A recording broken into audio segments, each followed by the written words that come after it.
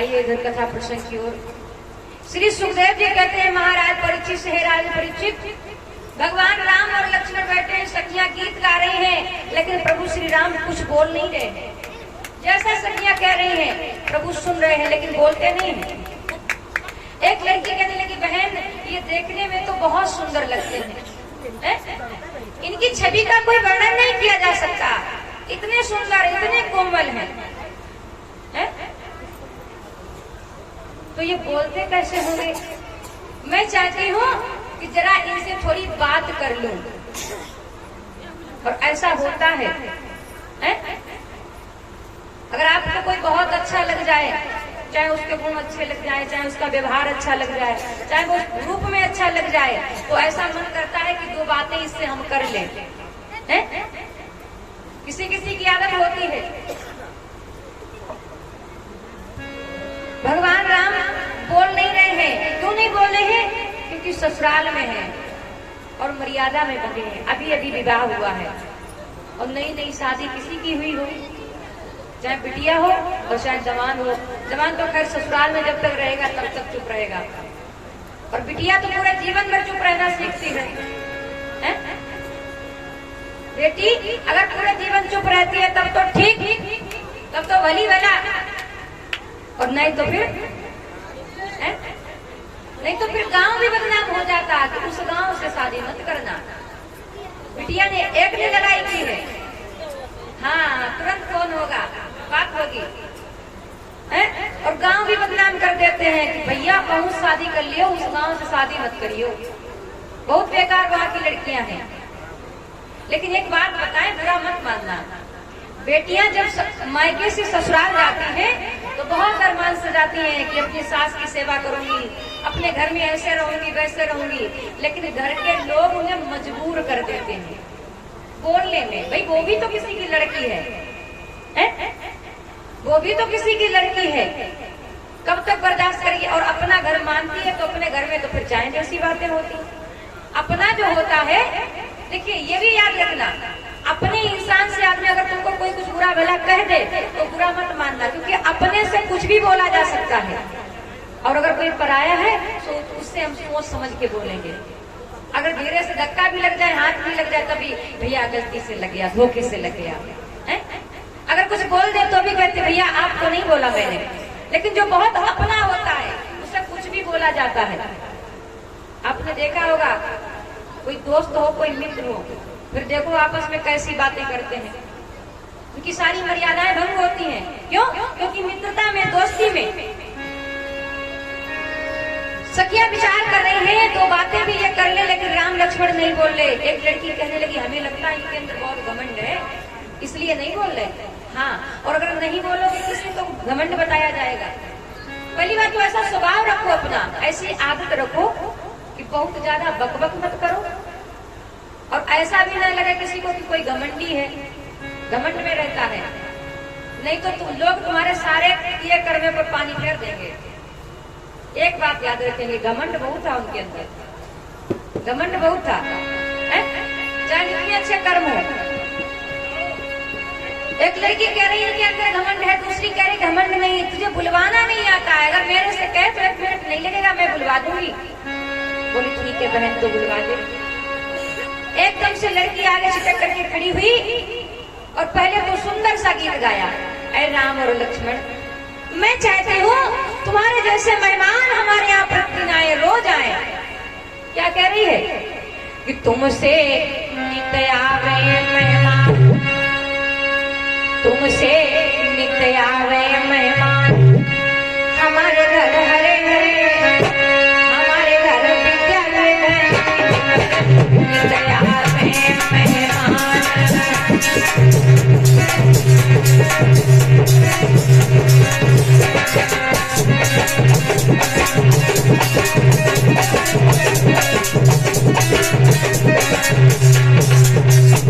और क्या बोली है रामचंद्र, ये माँ तुम्हारी बड़ी चटोरी सुनो जरा। लड़की कह रही है, ये माँ तुम्हारी बड़ी चटोरी सुनो जरा, ये पिता तुम्हारे ताकत रह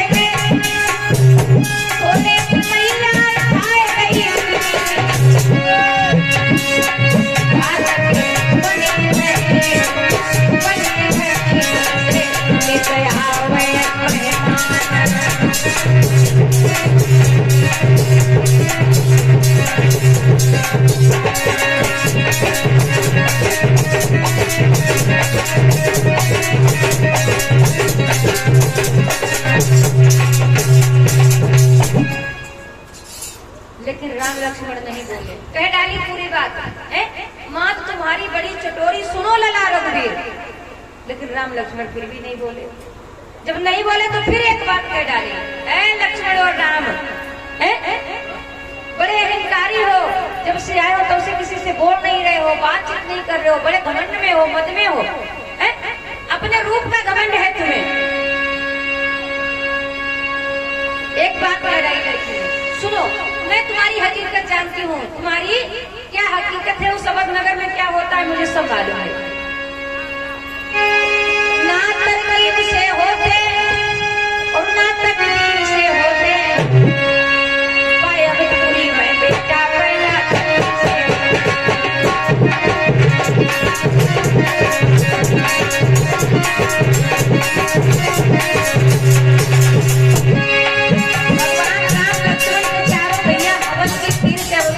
सभी को मालूम है। वही बात उस लड़की ने कह डाला, ना तरकीब से होते ना तकदीर से होते,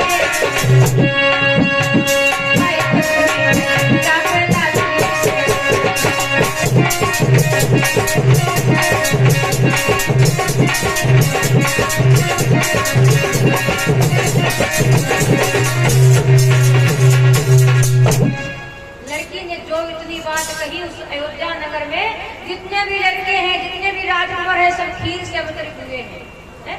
लक्ष्मण कहने लगे, भैया इस लड़की ने जो ऐसी बात कही है अब हमसे भी नहीं रुका जा रहा है।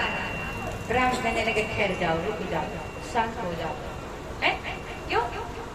क्योंकि यहाँ ससुराल का मामला है, यहाँ ससुराल का मामला है, यहाँ पर सभी अपनी साली से बैठे हैं, मत बोलो, चुप हो जाओ। एक बात और बता दें, शांत कोई आदमी अगर रहता है, अगर कोई चुप रहता है तो समझ लो इसका मतलब वो बहुत गहरा आदमी है, बहुत गहरा आदमी है। उसकी गहराई का कोई अंदाजा नहीं लगाया जा सकता। हाँ, जैसे कि तुम अंकुल भी बहुत गहरे हैं। जो आदमी बहुत शांत स्वभाव से रहता हो, अब काहे की गहराई ये भी नहीं पता लगाया जा सकता है। ऐसे आदमी का कोई अंदाजा नहीं लगाया जा सकता है। और जो बक देता है, बोल लेता है, सुनने वाला बड़ा हो जाता है और कहने वाला छोटा। नहीं, पागल नहीं है वो, समझदार है। भैया थोड़ी शांति बनाए रखो, ज्यादा बातचीत नहीं। श्री सुखदेव जी कहते हैं, महाराज परिचित है, राजन परिचित। लक्ष्मण कहने लगे, भैया हमें जल्दी से आज्ञा दे दो, मैं बोलूंगा। राम समझा रहे थे, लक्ष्मण थोड़े तामसी स्वभाव के हैं। लक्ष्मण जो है थोड़े तामसी स्वभाव के हैं। जो विद्वान आदमी हुआ करता वो जल्दी बोलता नहीं है, जल्दी नहीं बोलता है। और लक्ष्मण छोटे हैं, तामसी स्वभाव के हैं, चिटक रहे हैं बार बार। राम कहने लगे, कोई बात नहीं, छोटे हो तुम और ससुराल है, ये लड़कियां बोल रही तो तुम भी बोल लो, ठीक है, आज्ञा देता हूँ। एकदम से लक्ष्मण उठ करके खड़े हुए हैं, क्या कह रही हो? भैया को सुना रही हो? ना जोर कर होगी और ना जोर कर होगी, अरे चाचा नगर में बिटिया धरती को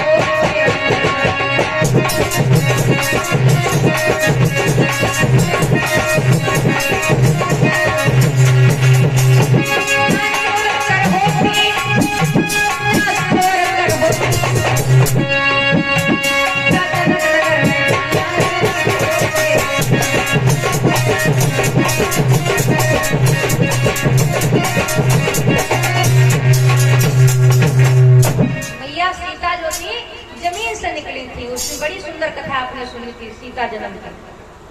वही बात लक्ष्मण में कह दी और लक्ष्मण ने कही, सखियों ने इशारा किया, देखा बोले कि नहीं बोले? बोली हाँ बहन बोले तो सच में तेरे अंदर बहुत ताकत है। लेकिन वहाँ की जो लड़कियां हैं, जो सखियां हैं, उन्होंने जी भर के दर्शन किया है प्रभु का, खूब दर्शन किए हैं। लेकिन जो बेचारी गांव की बहुएं थी, वो घूंघट के मारे, उस लाज के मारे, चूनर के मारे प्रभु के दर्शन नहीं कर पाए हैं, प्रभु के दर्शन नहीं कर पाए हैं। जब दर्शन नहीं कर पाई, मन ही मन में विचार करके रह गई। देखिए, इसीलिए तो भगवान कहते हैं कि मेरी भक्ति करने के लिए भावना होनी चाहिए, तुम्हारे अंदर सच्ची भावना होनी चाहिए प्रभु के प्रति। और अगर तुम सच्ची भावना से रहते हो, एक बार आह करके अगर प्रभु के सामने रो दिया तो समझ लो तुम्हारा कल्याण हो गया है।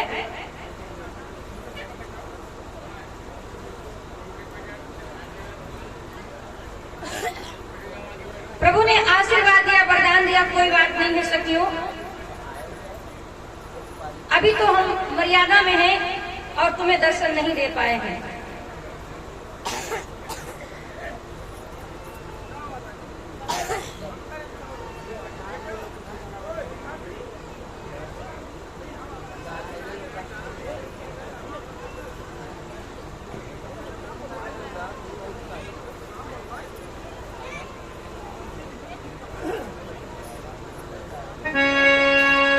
प्रभु ने सखियों से एक वादा कर दिया, क्या कि हाँ धरो मैं द्वापर में, अभी तो नहीं, अभी तो मर्यादा के बंधन में हूँ। हाँ धरो मैं द्वापर में और मोहिनी रूप धरिया।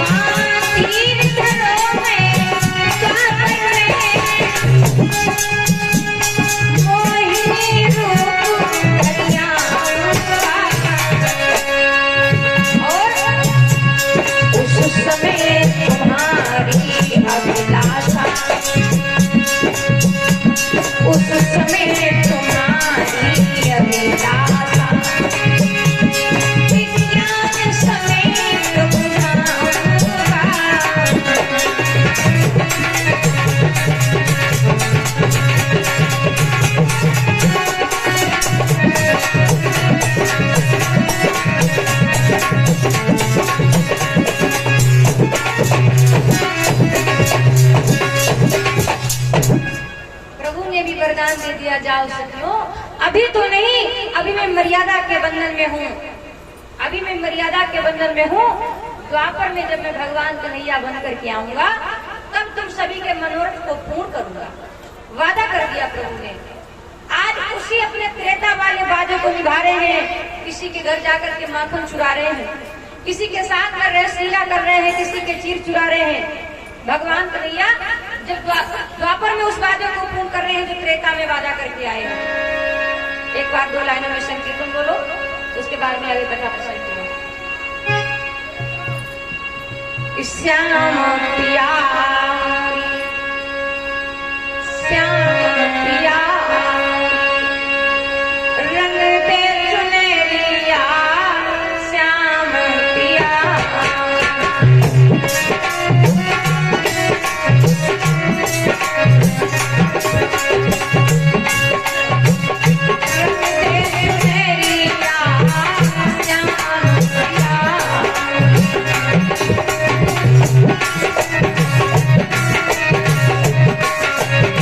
Oh!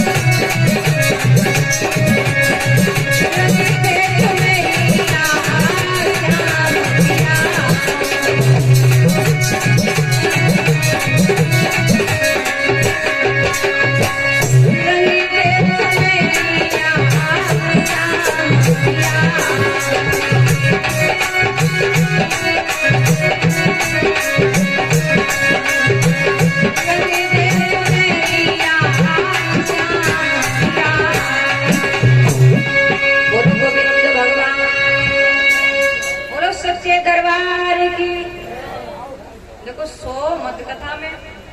हैं? नींद आ रही क्या?